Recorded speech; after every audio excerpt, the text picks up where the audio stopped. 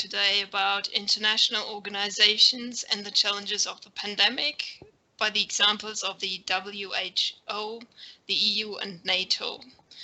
And the agenda of my talk is as follows.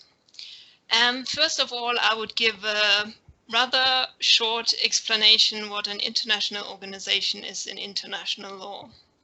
After this, I would describe the current state of international organizations in general, and then we would dive into the international organizations in the pandemic with the 3 examples of the World Health Organization, the European Union, and the North Atlantic Treaty Organization. And I would conclude the talk by some conclusions of my own. All right, so what is an international organization? The term international organization has at least 2 different meanings. It is frequently used in a wider sense to describe all kinds of entities that act on the international plane, including international sports organizations like the International Olympic Committee, transnational corporations like, for example, the Swiss multinational food and drink conglomerate Nestlé, and classical non-governmental organizations such as Greenpeace and Amnesty International. However, in international law, the term is used in a more limited, technical way, and it is this kind of international organizations we will focus on today. The characteristics of international organizations in the legal sense are that, first of all, they are founded by an international agreement, usually in the form of an international treaty. The members of these organizations are states or other international organizations. Each international organization has at least one organ that acts for it and is able to form a will of its own. And last but not least, they generally have international legal personality, meaning they can have rights and obligations under international law. So what's the current state of international organizations? International organizations, in the sense of international law, are important forums for intergovernmental cooperation, covering a wide range of areas that call for international collaboration. Their activities range from the big questions of peace and security, as for example in the United Nations, to matters of trade, as they are dealt with in the World Trade Organization, to the maintenance of global communication patterns, as do the Universal Postal Union and the International Telecommunication Union, and international aviation, which is dealt with by the International Civil Aviation Organization and a number of other organizations as well. So the creation of international organizations flourished particularly in the decades after World War II, turning them into symbols of a brighter global future. In recent years, international organizations were confronted with less advantageous conditions. One could say the honeymoon was over. International organizations are subject nowadays to strong criticism regarding their efficiency, their alleged lack of democratic accountability, and their respective political agendas, culminating in considerable consequences, such as the withdrawal of the United Kingdom from the European Union and the withdrawal of the United States from UNESCO. At the same time, another trend has emerged. While the number of complex issues calling for global solutions only increased, states have been eager to sideline established organizations and turn their interaction to less formal platforms. It is against this background that the challenges of the COVID-19 pandemic met international organizations. In the following section, I will focus on 3 organizations that are involved in the effort to tackle the pandemic, each being faced with different challenges. The first of these organizations is the World Health Organization. Founded in 1948, the WHO is a specialized agency of the United Nations. It has 194 member states and employs more than 700 employees in both its administrative headquarters in Geneva and in its more than 150 local and regional offices. The WHO annual budget ranges in between $2.5 and $3 billion. The WHO is entrusted with a vast number of tasks regarding the field of health in a global sense. Dealing with pandemics is just one area of its work. So here we see one of the basic activities of the WHO in the pandemic. We see somebody training health workers in the use of protective gear in Bangladesh. So what did the World Health Organization do in the pandemic? The WHO has been very actively involved in the COVID-19 pandemic since China reported the emergence of the disease. It gathered and shared information both for the wider public and for national health systems. It convened its expert emergency committee and declared a public health emergency of international concern. It distributes protective equipment, tests kits, invests in research for treatments and a vaccine. It sends experts and emergency medical teams to countries in need. And it published extensively on myths regarding, e.g., the pandemic's origin and potential cures, and tried to deliver the facts on the pandemic. However, the pandemic is also illustrative of the difficulties the WHO is struggling with. One main constraint on the organization's competences regarding information gathering is that the organization has no legal means to obtain relevant information from its member states on the outbreak of contagious diseases. It also has no legal means to coerce member states to accept inspections by the organization. Instead, it must rely on diplomatic efforts and hope for compliance of affected countries. So in the case of the COVID-19 pandemic, the WHO Director General praised China's transparent handling of the epidemic. While it took China almost 2 weeks to share the virus sequence and the WHO observers were only allowed into the country after over a month had passed, the WHO was still relying on good relations and accordingly was not too critical of the proceedings. Of course, the WHO attracted strong criticism for its route from other member states, especially the United States, who not only alleged that the WHO is dominated by China, but was also to blame for the deficient US response to the virus. This leads us to another shortcoming of the WHO in its current form, its fragmentary funding. The WHO annual budget ranges in between $2.5 and $3 billion, as I said earlier. This amount equals the annual funding of a larger hospital in Switzerland or the United States, without tackling the vast global task the WHO is trusted with. In other words, the mission of the WHO is dramatically underfunded.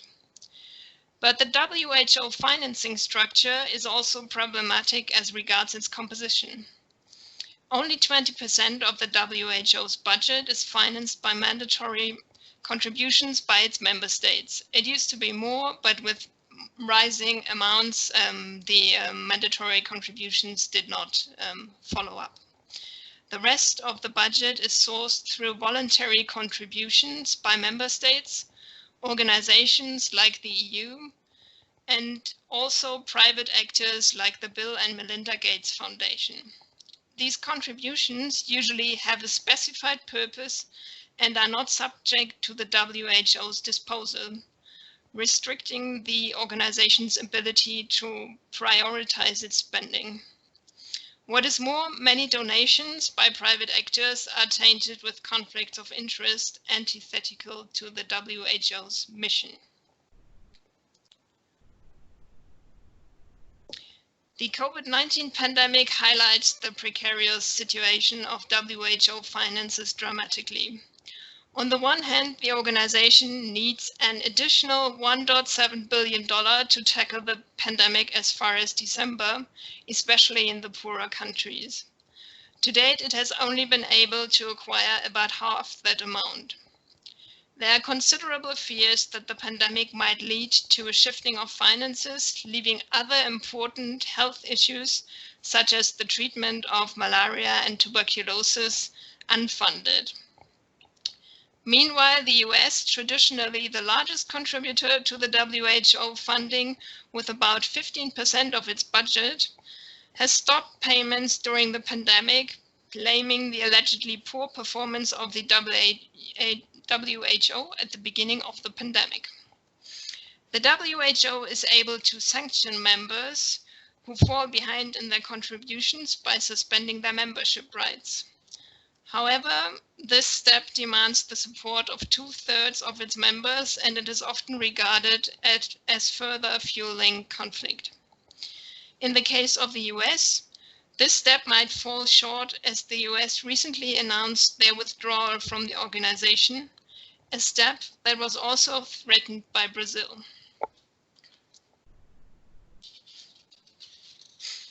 So, another international organization that has been involved in the response to COVID-19 is the European Union.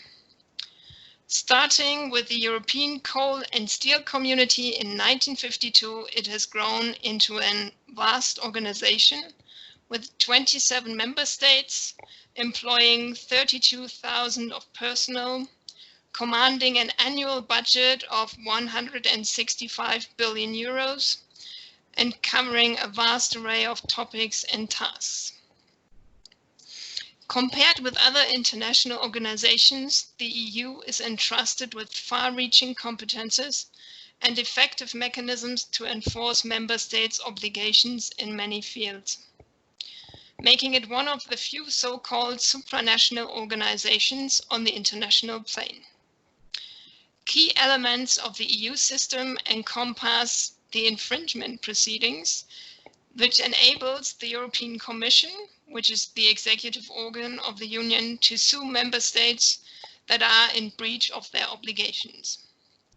Proceedings take place at the Union's own judicial organ, the European Court of Justice, which is able to impose considerable fines on member states in case of non-compliance with its judgments. Its COVID-19 related activities reflect the Union's many fields of work. I will cover only exemplary areas where the European Union has been involved. So here we see a part of the EU civil protection mechanism, which was activated with the start of the pandemic. The EU civil protection activism is a system under which disaster-stricken countries can, whether they are EU members or not, request assistance. The EU's Emergency Response Coordination Center coordinates the delivery of assistance, whether it is equipment or expertise, which is provided by member states or other partners. In many cases, the center can rely on a reserve of pre-committed assistance from EU member states and other participating states that can be immediately deployed.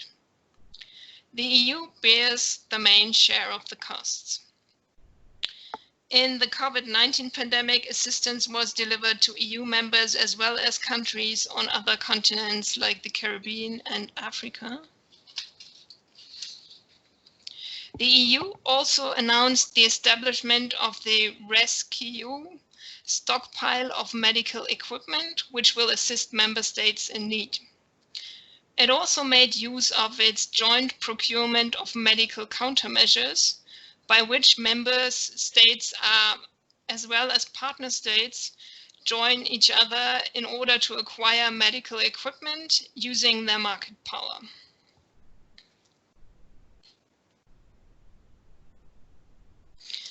Competences of the EU have been more limited regarding the implementation of health regulations and regarding travel emergency border regulations.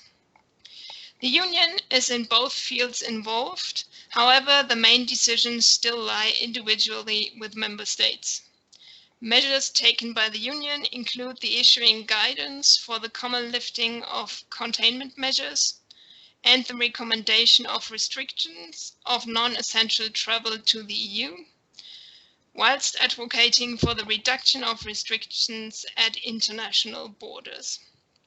Maybe another note on this, usually in the European Union, there are no border controls and people are allowed to travel freely from one country to the other. And this is like a hard piece of European Union policies.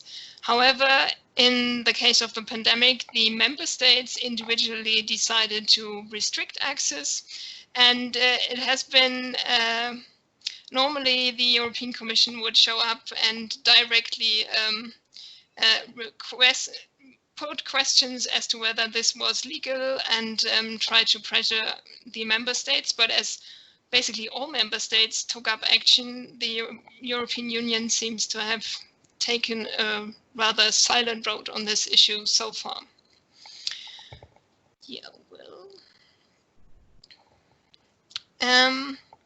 In the field in which the EU competences are particularly strong, that is the internal market, all cases of state aid aiming at relief for national corporations or the economy as a whole must be vetted by the Union, which is known for setting demanding conditions in order to safeguard a further free market.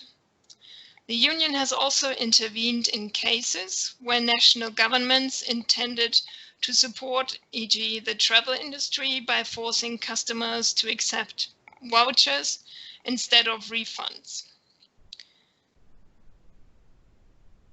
Economic relief for crisis-stricken countries might arrive through a 500 billion EU recovery fund, which is currently debated. However, its establishment rests with the member states, and let's put it like this, the debate is rather controversial. The European Union has also been active to counter as what she calls targeted influence operations and disinformation campaigns it attributes in many cases to China and Russia.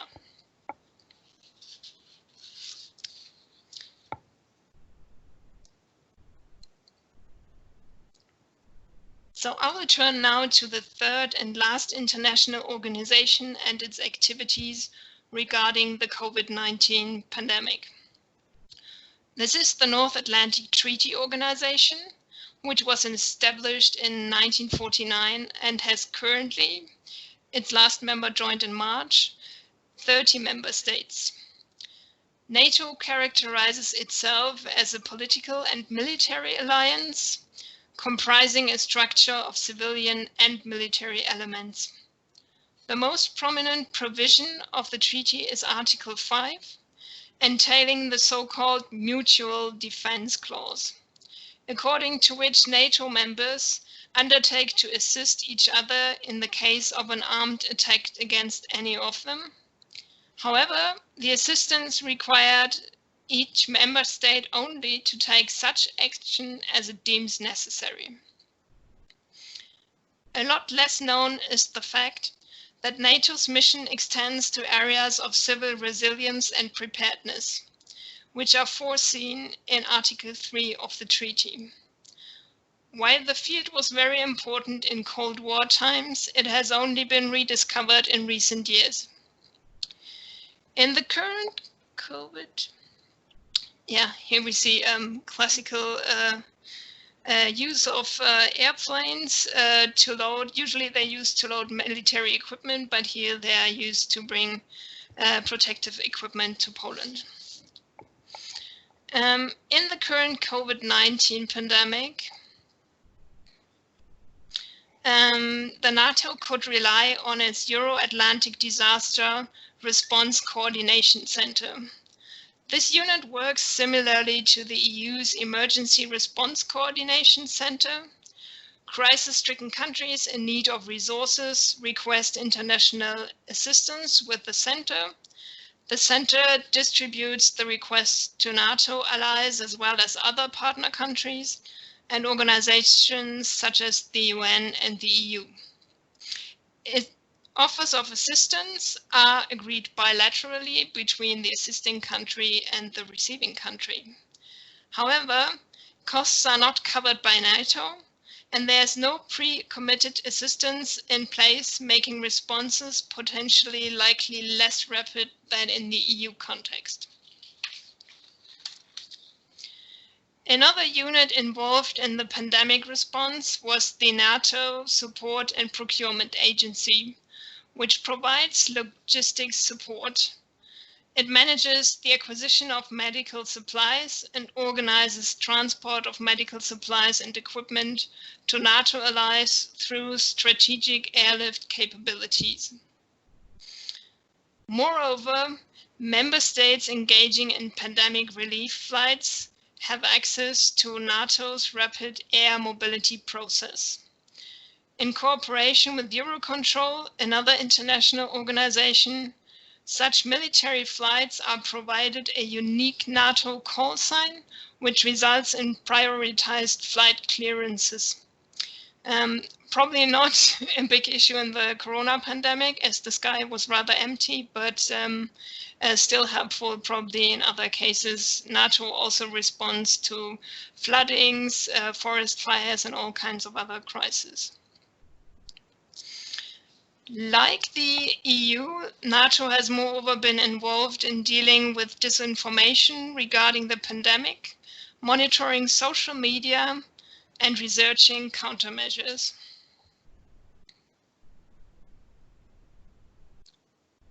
So,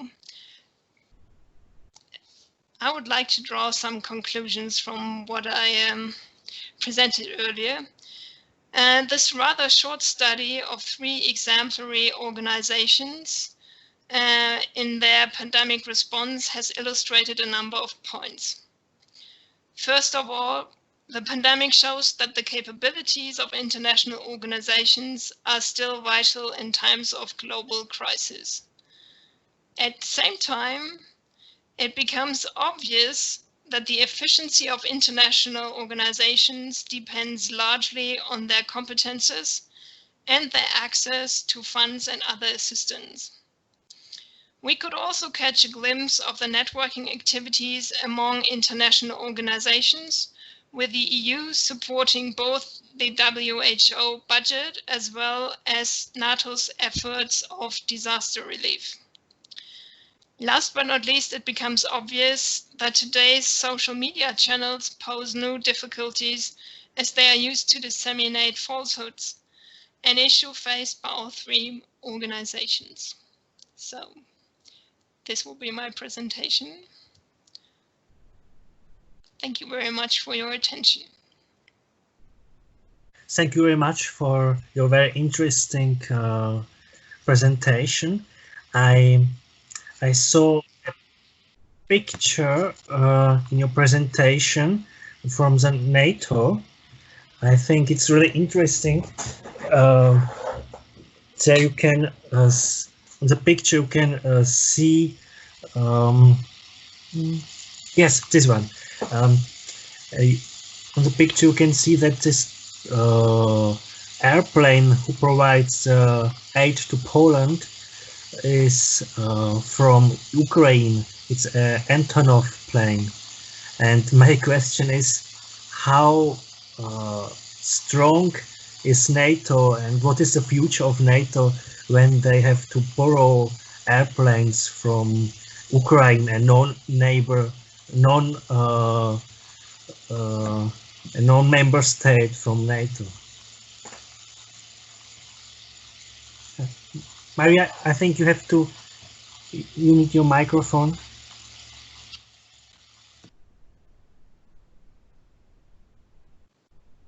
Now better? All right. Yes, perfect. So I think this is not necessarily an illustration of NATO's general equipment issues. The leasing of NATO, or basically employing a Ukraine company to provide airlift services with Antonov machines has been rated, for example, in Germany by the federal accountants as a highly cost-saving scheme, because I think it's 6 to 10 NATO countries that are joining in this, and they all acquire a certain number of hours in the air, and at the moment they're using them basically. So those machines are stationed, I think 2 Antonovs, I think the smaller version 124. They are stationed in Germany, and they provide services. And as I said, usually they rather transport equipment basically for the Bundeswehr, the German military, to Afghanistan, and for other countries to other places. So it is not that this is the last military airplane they could find. So it's more a mixture of a civilian company providing services to the military, which is, I guess, contracting out is already for a number of years the trend in the military. So. Okay, thank you very much. Benjamin? Yeah, I was reading the chat because I think, okay, it was just Manuel saying people can ask questions in the chat. Okay, great. No, yeah, my question, I actually have 2. Let's go one by one. So the first one is maybe just from your perspective as an expert, like if you're really looking back now, and I know there's always hindsight bias, right? People think, oh yeah, we could have done all of that better, right? And everything. But just from your personal view, like, what would have been the most efficient way to react to the pandemic better, especially given that there was uncertainty if Corona's overhyped or it's not overhyped, right? Especially in the midst of this uncertainty, and also the general population who was very split on the topic. Like, do you think the EU, for example, or the other organizations, they reacted appropriately, or do you see any major shortcoming at some points? That is difficult to say. I mean, I'm not a pandemic expert, but as far as I have understood, the evidence is coming in that weeks, but even days are crucial in reducing numbers and taking precautions. And in the case of COVID-19, the WHO Global Health Assembly already decided to review the whole process, and I think that is a good idea. It is still not clear when the virus started and when it even started to arrive in other countries. I think that's very difficult to assess, and as it concerns the World Health Organization, there are a lot of comparisons with the SARS pandemic, which had considerably lower numbers and was very well contained early on. There are also differences between the diseases, so people who had it were definitely sick, etc. But at the time, the WHO was led by the former Norwegian Prime Minister, Gro Harlem, and she took a very different diplomatic approach to the one the current Director General took. they had implemented informal channels in all kinds of countries to detect viruses early on, and they got a kind of whistleblowing information from China that there was a new virus possibly circulating, and then they directly started pressuring China for information. And they were also very specific with advice given to contain the pandemic, which was not very welcomed by countries who were involved.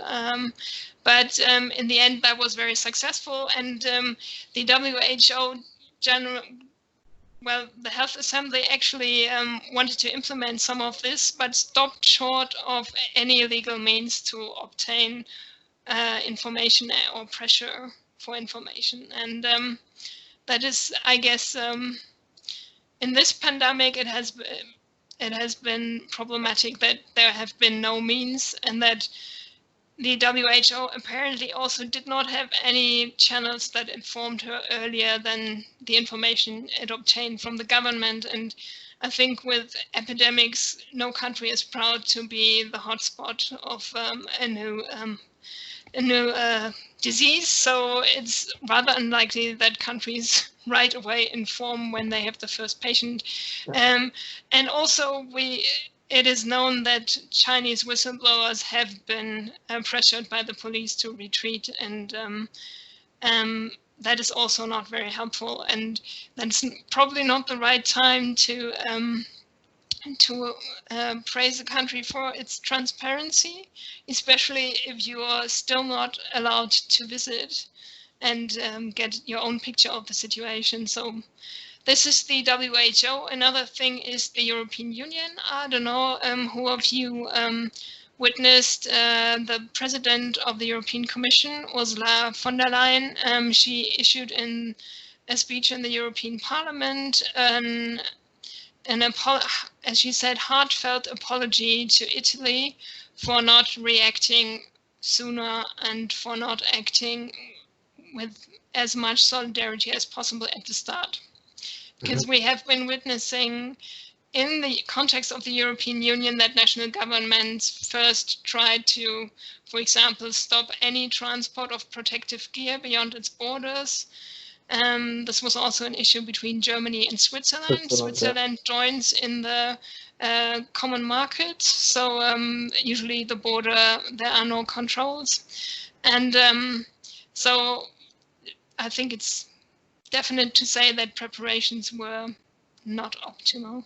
That kind of ties back to what you were saying in the beginning about these trends that kind of like these big organizations, they're getting more criticized for being inefficient, whereas the second trend is like people are starting this informal communication channels, which I just, as a lay person, I think it's a very powerful means to make sure information is exchanged like at a faster rate than we would have it in a very formal and bureaucratic process. Yeah, well, you could think so, but even those informal processes involving states and diplomacy are not as quick as one would wish to. I mean, examples are, for example, the G20 or the G7. That is informal because they don't have any organs, and they have also not any competences I mean, they're just an intergovernmental meeting. And well, one could say sometimes that's very efficient. On the other hand, if you would imagine a very well-funded WHO, it might have been possible to, and also equipped with some important skills, saying competences, you might have had a faster response, probably. So informal in the international law sense and international organizations is not gathering secret evidence or anything like this. That's even below that. So so, but it is definite that those meetings, and depending on their structure, they do not need to be public. They are not as visible as the classic international organizations. They are definitely less accountable to in terms of democracy, because So sometimes they might be very helpful, but in general, they are structures one should rather, I don't know. I jump in. I don't know. Can you hear me? Yeah, we can. Awesome. I'm sorry it's getting a bit long, so please interrupt me if it's too long and you want to wrap up. Sure. No, let's just make this the final question. This is the final one. Yeah. Okay, perfect. I just wanted to add something and ask a very small question. First of all, thanks for the presentation. I really enjoyed the fact that it's so straight to the point. It's usually something we miss in presentations on Skype, so I was very happy with that. I just wanted to add on the discussion about falsehoods being shared on social media channels and also on the US leaving the WHO. I think there is something that we have seen in the European Union for quite some time, but it also happens on the international plane, is that states have this kind of double speak. In the European Union, we always say that successes are national and failures are European. And every time something goes wrong, we blame national politicians blame the EU. And when something goes right, it's thanks to the national government. We have seen that when we obtain free roaming in the EU, so no cost for a phone usage in another country. Each government said it was their own success. Well, it was a European decision, and now with the COVID, everything is on the EU and nothing is on national governments. And the same, I think, is seen in Trump new narrative about the WHO. It's a way for him to also shield away from the criticism he receives at home. So I think it's an interesting point, and it also goes hand in hand with fake news. A very tiny question, but it's a detail, so if you don't want to address it, please don't. But you just mentioned when you presented the WHO that it receives funding also from sources with conflicts of interest antithetical to its mission. And I wondered whether you had one particular example in mind. I really don't know much about the funding of the WHO, but I wonder what kind of funding is contrary, in your opinion, to the mission of the WHO. That was my simple question. Yeah, I was not referring to the European Union, but rather, for example, the Bill and Melinda Gates Foundation does pose some questions of,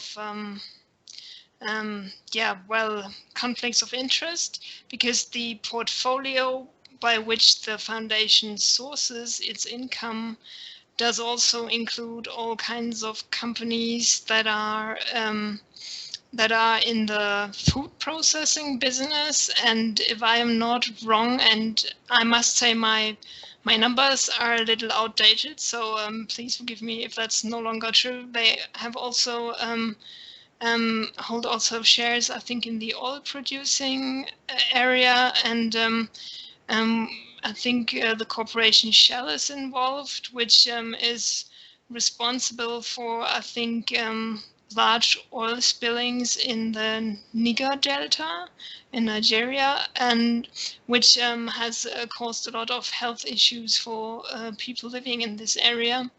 And the thing is, the WHO, one of its tasks is to make sure that people receive good nutrition, and I would not necessarily say that the portfolio influences the decisions of the foundation, but given the WHO would have the money and time to actually go into questions of nutrition, it would probably even affect the income of the foundation, which is its own income, basically. So if the portfolio declines in income, the WHO is likely to receive also less funds, and that is what I would call a conflict of interest. Perfect. Thank you very much. Okay, and then I'll just join this thank you to say thank you to everyone attending this, and I'll leave you